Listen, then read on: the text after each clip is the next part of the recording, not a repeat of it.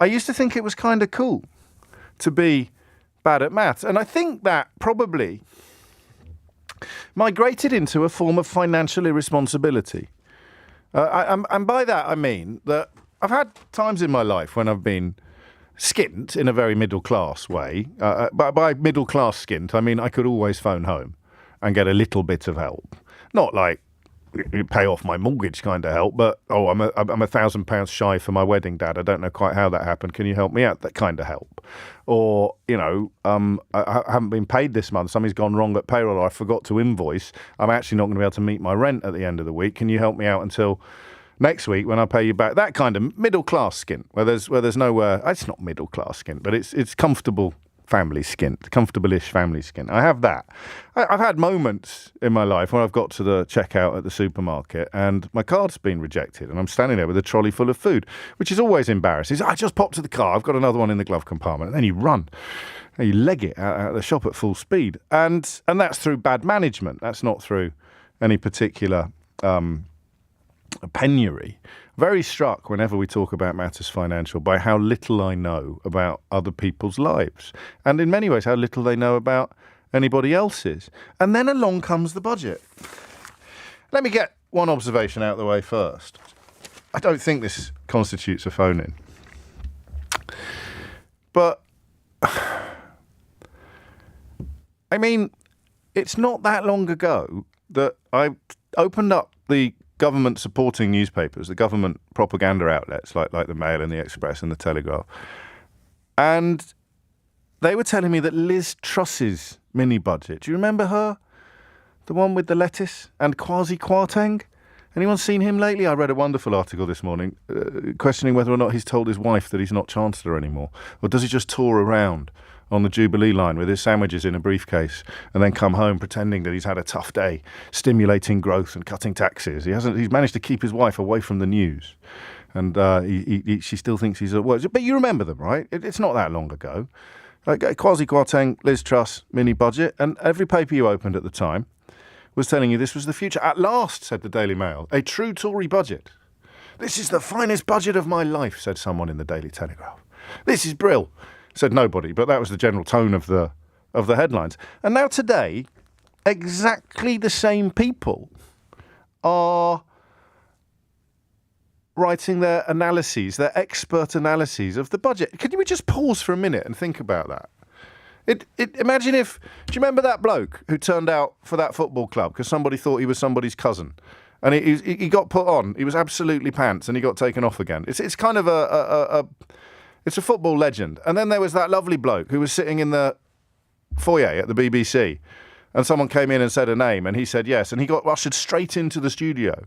His name will come to me in a moment. I look at that video. I don't know if you have a little bank, 3 or 4 videos that if you need to laugh, they are guaranteed laughter. There's a look on that chap's face that the finest actor in the world could not replicate.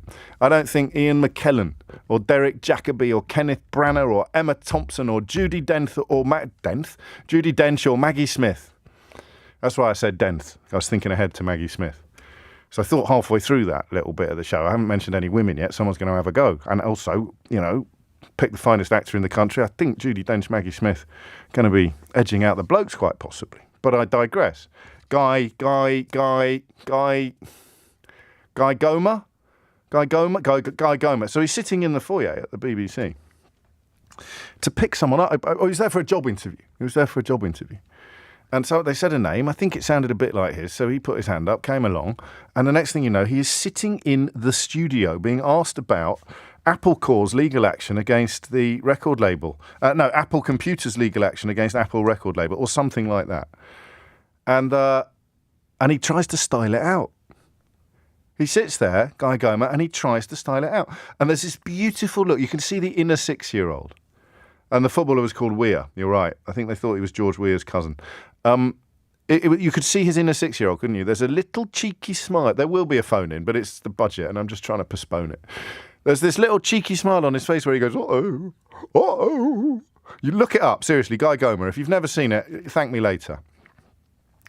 Now, imagine if they got him back the next day for another, expert insights into something that he knew. Because that's what they're doing now at the Telegraph and the Mail and and the rest of them, the people who told you that Kwasi Kwarteng and Liz Truss were fiscal geniuses who were finally delivering upon the ideological goals that have been pursued in this country by secretly funded think tanks and weirdos on newspapers for the best part of 30 years, they're still doing it now. They're writing the analysis of yesterday's budget. The same names, the same newspapers, the same people. That's like the weird bloke, the footballer who came on, couldn't play at all, got taken off again. Imagine if they put him in the starting 11 next week. It wouldn't happen in any other line of work. If you soiled yourself so spectacularly, there's a bloke in the Telegraph called Alistair Heath. Now, the competition on the comment pages of the Daily Telegraph is stiff, right? But he was practically writing love letters to Liz Truss and Kwasi Kwarteng after their so-called mini-budget. It fell apart after bringing the entire national economy to the brink. And these people are still writing articles. They're still, all those people, all those Herberts at the laughably titled Institute of Economic Affairs, where everybody is head of something.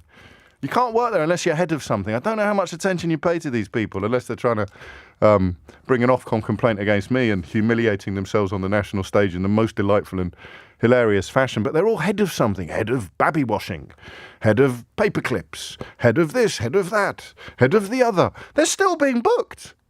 The Liz Truss mini-budget was their mothership. It was their Millennium Falcon. It was their absolute Shangri-La. Love the kinks. It was their Shangri-La. And it happened. It fell apart faster than you can say Liz Truss lost to a lettuce. But they're all still there writing about the budget. And I don't understand. It would be like Guy Gomer being brought back next week to share more of his insights into a subject he knew nothing about. Ali Dia, I think. He said he was George Weah's cousin and Souness put him on for Southampton. It would be like Souness putting Ali Dia on as a substitute, watching him fall over his own shoelaces, taking him straight back off again, looking into his CV, finding out he had no particular football background at all. It was just the mother of all scams. And he thought, oh, that looks good. I'll put him in the starting 11 on Saturday. So all of these people, everywhere you turn, all of these so-called economic experts, we talk a lot about how the country has been somewhat bent by Brexit.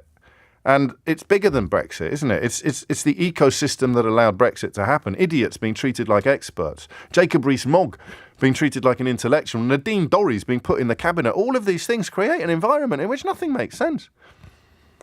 And rarely is that clearer. A lot of you discovering that video for the first time now. Don't get distracted. Don't go down a YouTube rabbit hole. Stay with me. Come on, stay with me.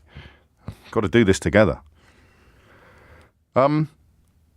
I don't really know what it all means.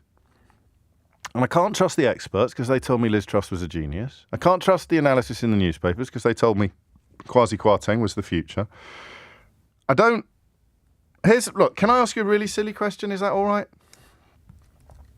Thank you. Has anyone's... No. I always come out of Tory budgets better off than I went in, right? I couldn't give you the exact details. That little mini-budget, I could tell you, because they talked about actual tax rates and income, and I'm doing little sums in my head that weren't very complicated, and I think I was 20 or 30 grand a year better off. And I sat here thinking, that's just outrageous. How can you be looking after me? Kwasi, Lizzie, how can you be looking after me when we've got warm banks springing up in this country and food banks? Yesterday's budget was a bit like that. You know, great news for the 1%, not particularly good news for everybody else. And I can't work out. I did a quick straw poll upstairs. Most of my colleagues are quite a lot younger than me. But I did a quick straw poll about, does anyone actually do any sums? Now, you know some people do. Some people have got spreadsheets. I kind of admire them. I didn't used to. That's how I opened, by talking about how I used to think it was cool to be a bit ignorant, a bit aloof. And you're going to be working out, well, we're going to have this and we're going to pay that. But if you're close to running out of money or you're absolutely dedicated to shoveling into your pension, you're probably watching the pennies in the knowledge that the pounds will look after themselves. But I just think about beer a lot, actually, but particularly on budget day. And pasties. Do you remember the pasties? I don't know, really, whether I'm the target audience for cuts in a pasty tax or 11p duty on a pint, and not that necessarily gets passed on to the punter. And to be honest, under my glorious rule, I'd rather the publican kept it because pubs are closing at a rate of knots. So please play with me today. All right, I'm going to ask you a question. It's 10:17. What's the best thing that a budget has ever done for you? 0345 6060973. Let me just, there's like one newspaper. Let's just pick one newspaper. You know which one I'll pick. I always pick the same newspaper when we're doing this. No, I can't. I haven't brought it with me. So you open up a newspaper and you've got page after giveaway for the 1% is the front of the Guardian. Giveaway for richest 1%, page 2, page 3, page 4, page 5, page 6, page 7. Page 8, page 9. This bit's quite useful. This is a nice cartoon breakdown of what it means for you. Every newspaper is the same. The Mail is the same. The Times is the same. It's you get to page 10 before you get a story that's not about the budget. And I don't know who it's aimed at. Rari points out that I was actually at the Sausage Roll Awards not long ago. I'm clearly the target audience for pasty tax cuts. That's a very good point you make. That's the question, all right? And it's a serious way. It's a silly way of getting into a serious subject. What's the best thing a budget has ever done for you? Because the more sums you do, the more grown up you are. And I mean that in a good way. The more grown up you are, the better it will be for you to answer that question. The easier it will be for you to answer that question. What is the best thing that a budget has done for you? And I'm very conscious that my complacency is borderline obnoxious, by the way. If I was worried about meeting my bills or anything like that, I'm sure I wouldn't be this relaxed about everything. But I did a quick straw poll in the office, and hardly anyone does sums.